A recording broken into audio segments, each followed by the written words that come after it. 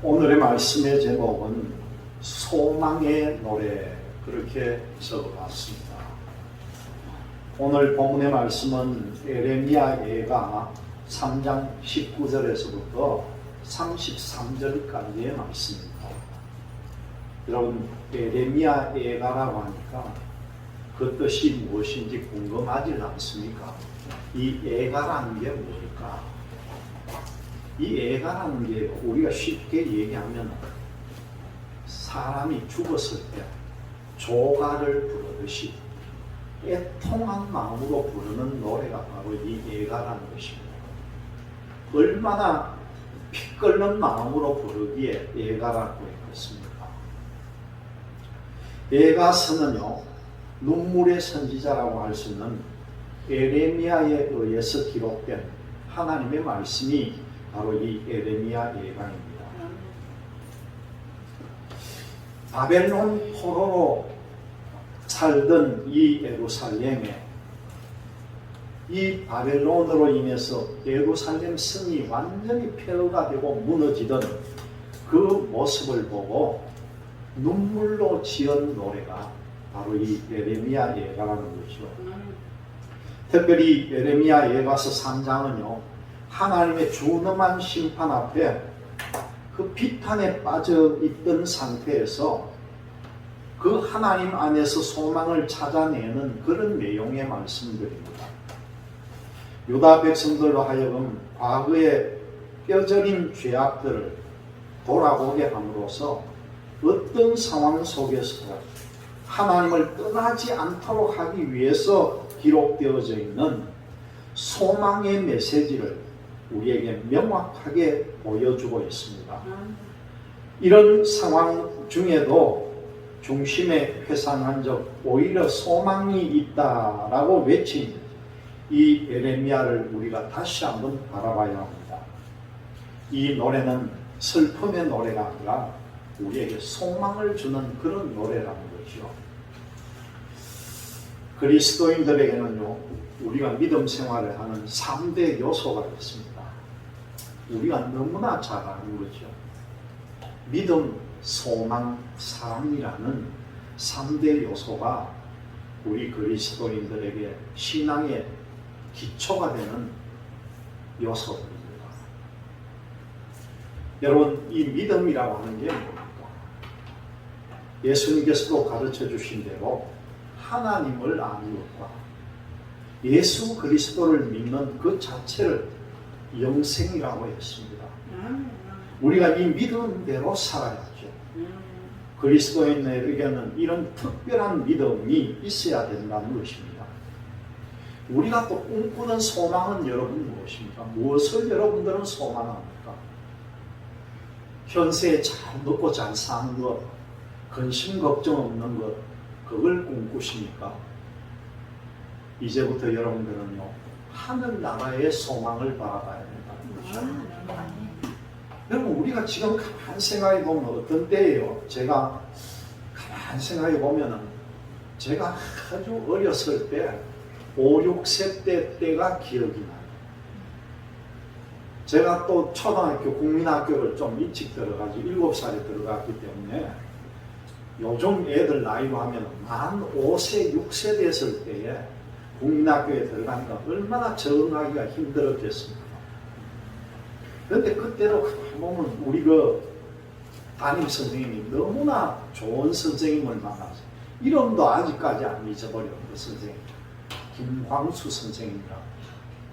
그런데 그 선생님이요, 보니까 초등학교 애들 귀도 옳게 못 가리는 아이들요, 엉덩이까지 씻어줘 가면서 남자 선생님이 얼마나 열심히 돌봐주는지. 근데 그 어릴 때를 가만히 생각해보면 참 나도 오래 살았구나. 난 그런 과거의 일인데 되돌아보니까요, 내일 모레면 70이요. 인생은 화살같이 짧습니다. 여러분, 이제 소망이 뭐겠습니까? 우리는 영원한 하늘나라의 소망을 바라봐야 된다는 거예요. 이 소망이 없으면 우리가 꿈이 없어져 버립니다. 그 다음 우리에게는 무엇이 있어야 합니까?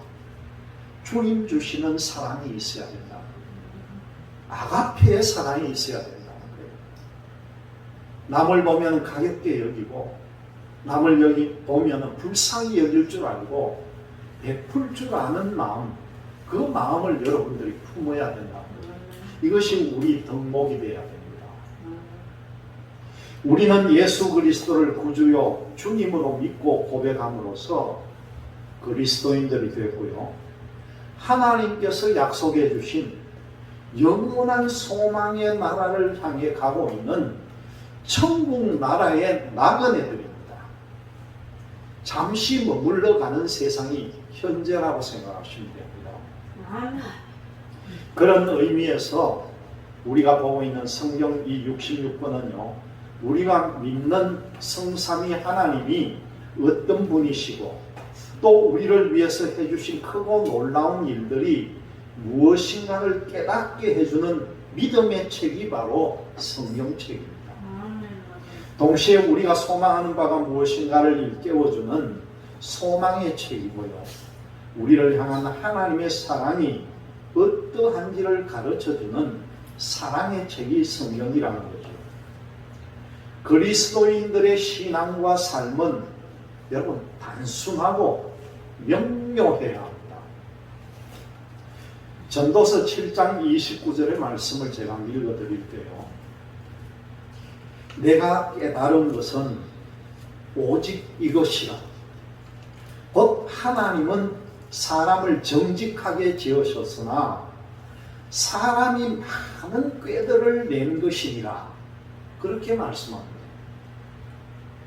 이 전도서 기자가 느낀 것은 하나님은 사람을 아주 정직하게 만들었는데 사람이 꾀를 만들어낸다는 거예요. 얼마나 잘 정확하게 짚어봤습니까? 하나님께서는 우리로 더불어 기쁨을 누리며 살게끔 우리를 창조하셨는데 성경의 역사 전체를 두고 봐도 인간들의 잔머리 잔꾀로 인해서 멸망받고 고통당하고 온갖 모욕을 당하는 역사들이 이게 나온다는 거예요. 이 에레미야스가 눈물의 선지자라고 그러잖아요. 얼마나 괴로움을 당하고 고통을 당했겠습니까? 성경이 말씀하시는 대로 믿고 성경이 약속하시는 대로 소망하며 성경이 가르쳐 주시는 대로 사랑하면서 살면 된다는 거예요. 그런데 이 말이 우리가 한 생을 살면서 만나는 슬픔과 눈물, 그리고 회환과 아픔, 또 그리고 절망과 좌절의 무게와 깊이가 별것이 아니라는 말은 결코 아니라는 거예요. 그만큼 깊게 우리는 슬픔과 좌절과 아픔과 회환을 느끼면서 살아왔습니다. 하나님이 우리를 위해 해주신 놀라운 일들이 그 눈물들과 비교할 수 없을 만큼 크고 깊기 때문에 한 사람 한 사람에게 찾아오시는 그 하나님을 여러분들은 깊이 만나고 또 각자의 생에 꼭 맞게 일깨워 주시는 그 믿음과 소망과 이 사랑의 빛을 따라서 여러분 인생의 길을 걸어가도록 노력하시기를 바랍니다. 오늘 말씀 속에 눈물의 선지자 이 에레미야도요, 하나님 안에 있는 그 믿음, 소망, 사랑으로 이 바벨론이 저지른 그 바벨론 군대에 의해서 폐허가 되어버린 죽음과 절망의 땅을 딛고 일어섭니다. 에레미야가 믿음의 노래를 부를 수 있었던 것은 여호와의 긍휼과 인자와 그 무궁하시고 주님의 신실하심이 아침마다 새롭게 펼쳐졌기 때문이라는 것이요. 바라던 모든 것들이 무너져 내린 자리에서도 이 소망의 노래를 부를 수 있는 것은요, 영원한 기업이 되시는 여호와 하나님만 오롯이 바라고 세상의 다른 것들에는 눈길을 주지 않게 되었기 때문이라는 거예요. 오직 주님만 바라보라는 거예요. 오직 하나님만 바라보시기를 바랍니다. 세상 것들, 소소한 것들은 눈길을 주지 말아라고. 지금 비록 근심하게 하시나 주님은요, 풍부한 인자하심으로 다시 한번 그의 백성들을 찾아오시고 긍휼히 여겨주실 선하신 하나님이기 때문에 우리는 그 하나님을 소망을 해야 합니다. 우리가 지금 이 신종 코로나 바이러스로 인해서 많은 것들을 잃어버리고 있습니다. 우리의 일상이 멈춰선 그 고통의 시간들 속에 이 감염되는 것, 여기에 따른 불안과 공포가 언제나 우리 속에 존재합니다. 그리고 전 세계를 통해 보면요, 많은 사람들을 영원한 세계로 떠나보내기도 했습니다. 교회들은요, 이 공동체 예배를 멈춰야 되는 상황까지 왔고, 또 마치 이 교회가 전염병의 온상인 양 색안경을 끼고 보는 그런 환경에도 우리가 처했다는 거죠. 많은 사람들은 미래의 꿈과 희망을 내려놓거나 수정해야 된다, 그렇게도 말합니다. 이 바이러스가 핥히고 간 삶의 자리들은 전쟁을 겪고 난 뒤처럼요, 너무나 황폐해져 갔다는 거예요. 영국이라든가 이 선진국도 보니까 어떤 학자들은요, 이 코로나19 바이러스가 영원히 사라지지 않고 어쩌면 하나의 전염병과 같이 우리가 평생을 같이 가야 될지도 모른다, 그런 말까지 합니다. 코로나가 꼭 우리 일상만 변화시킨 게 아니고요, 무역이라든가 상품 거래라든가 온 세계 이 비대면이고 이 팬데믹으로 인해 가지고 무역 구조가 바뀌고 상권이 바뀌고요, 소용돌이 같이 사라지는 거예요.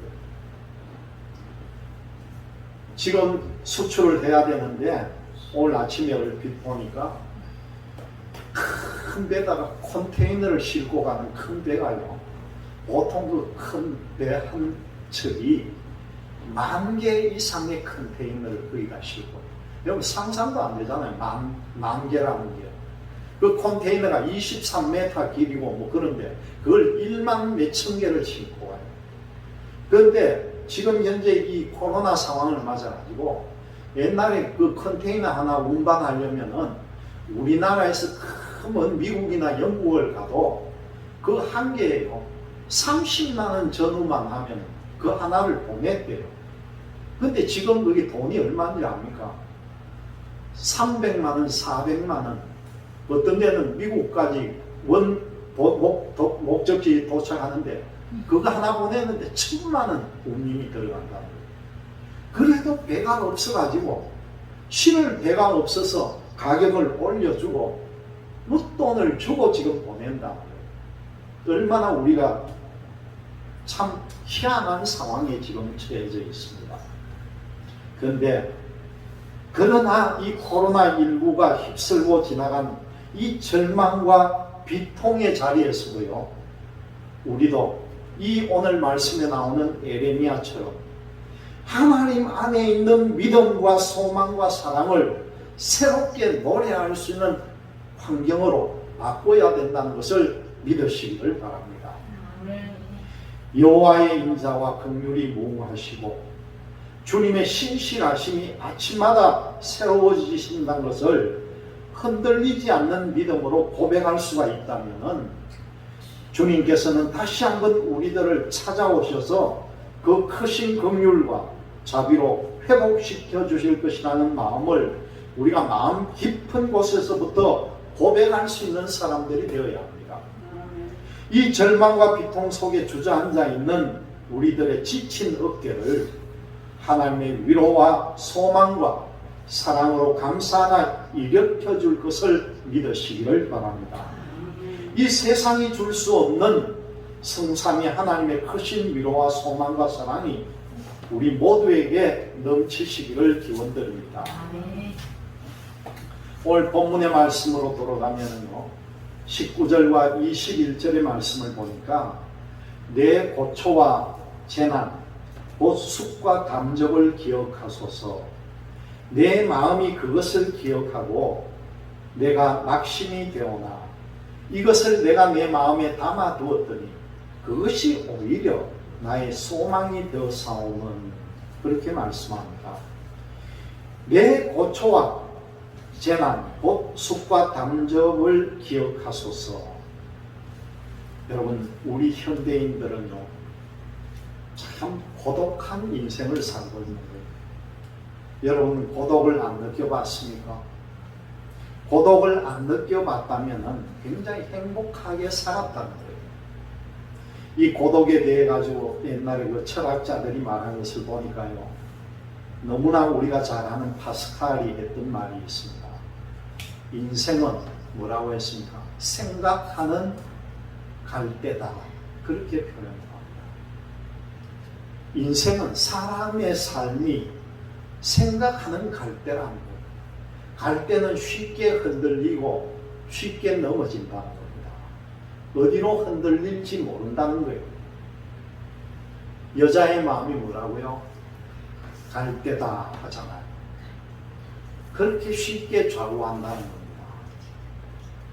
그 다음에 쇼펜하우어 같은 철학자는요, 사람은 자신이 행복하다고 생각하지 않기 때문에 남의 행복을 인정하려고 하지 않는다는 거예요. 얼마나 막힌 생각입니까? 자기 자신이 행복하지 않더라도 남의 행복을 빌어줘야 되는데 자기 자신이 행복하지 않기 때문에 남이 행복한 걸 갖다가 질투를 한다는 거예요. 그게 인간의 마음이라는 겁니다. 우리가 잘 아는 괴테 같은 사람은요, 눈물 젖은 빵을 먹지 못하면 인생도 논하지 마라, 그런 말을 합니다. 눈물 젖은 빵을 먹어봐야 인생을 안다는 거예요.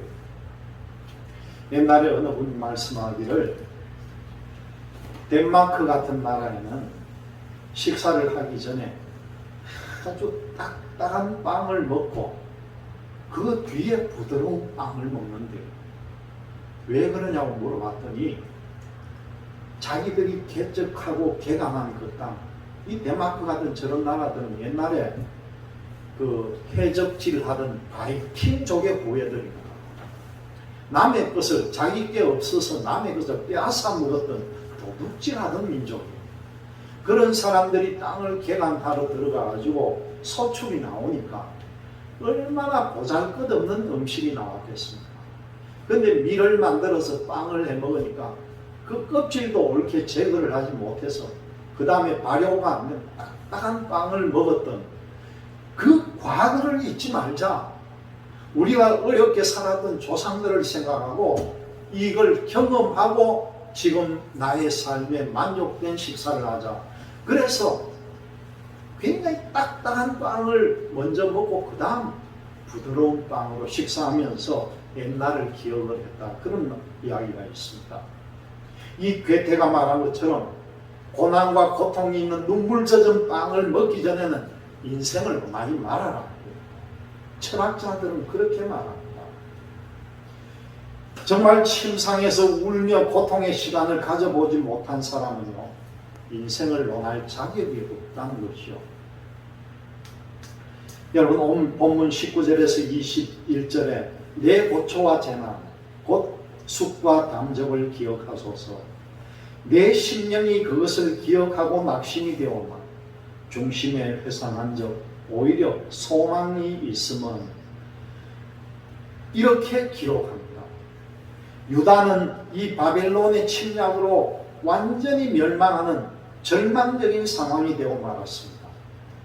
그래서 이 에레미야 선지자는요, 내 고초와 재난 곧 숙과 담적을 기억하소서 그러면서 탄식하는 이야기예요.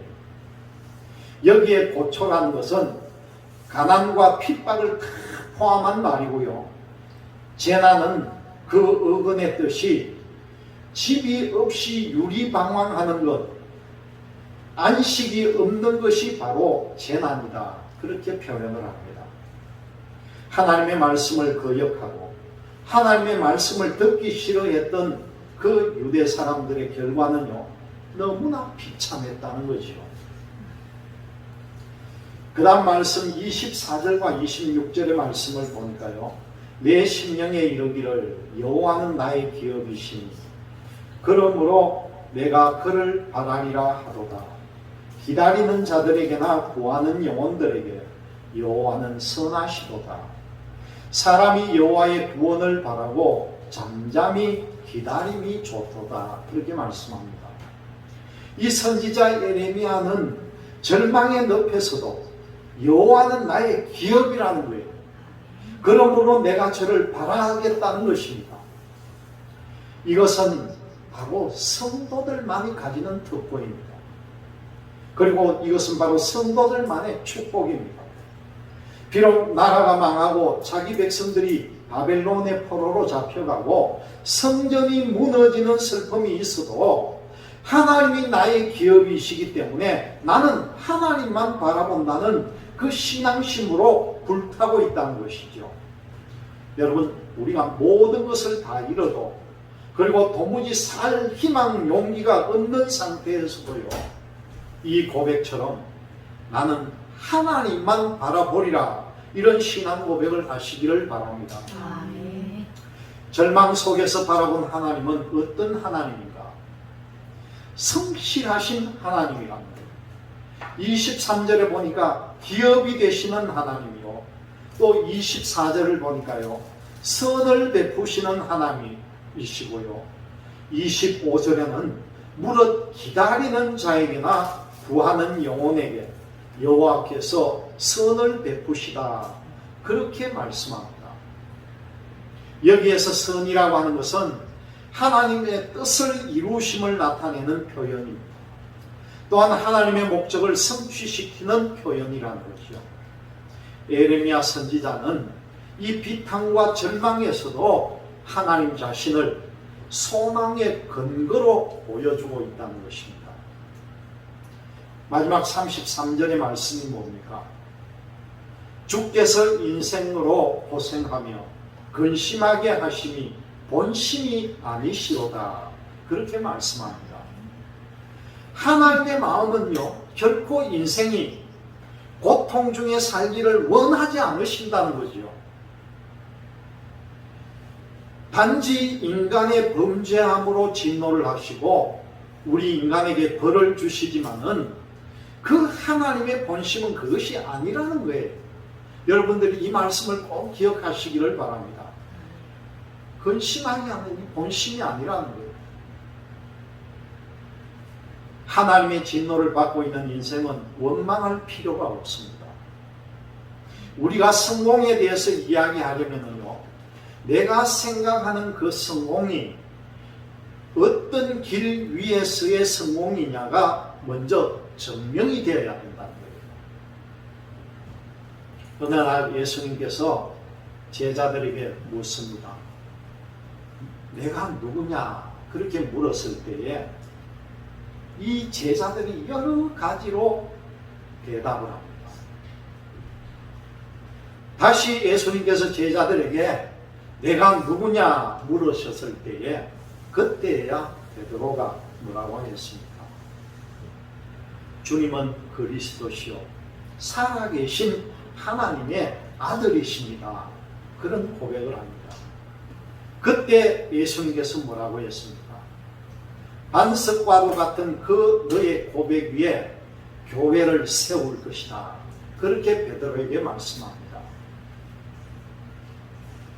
지금은요, 정말 국가적으로 어려운 때입니다. 코로나의 상처가 너무나도 큰 상황입니다. 정상적인 삶이 온통 뒤틀어져 버렸습니다. 그리고도요, 별로 느낌이 없는 거예요. 이제는 시간이 흐르니까 이제 사람들이 타성에 젖어 있는 거예요. 그렇거니 대수롭지 않게 여기면서 마음대로 활동하는 사람들이 있습니다. 그런 대로 좋아하는 사람도 있고, 또 가정에도 근심과 걱정의 광풍이 쉬지 않고 불어오고 있다는 것을 여러분들이 아셔야 합니다. 교회도 예배가 회복되지 아니하면 여러분 희망이 없습니다.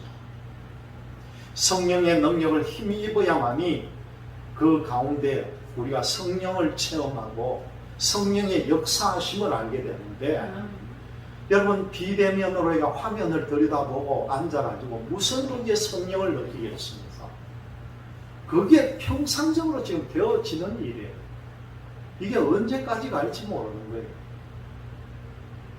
우리가 참 이 지금은요 절박하다고 느껴요.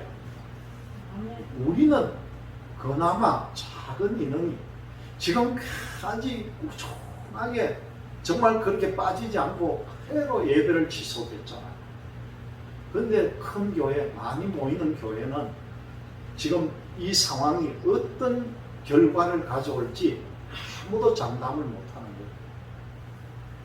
화면을 보고 화면상을 띄워놓고 목사가 앞에 설교를 하고 손을 흔들어가면 화면을 보고 있고 사람들이 화면을 통해서 목사의 설교를 듣지만 여러분 그 속에 무슨 임재가 있겠습니까?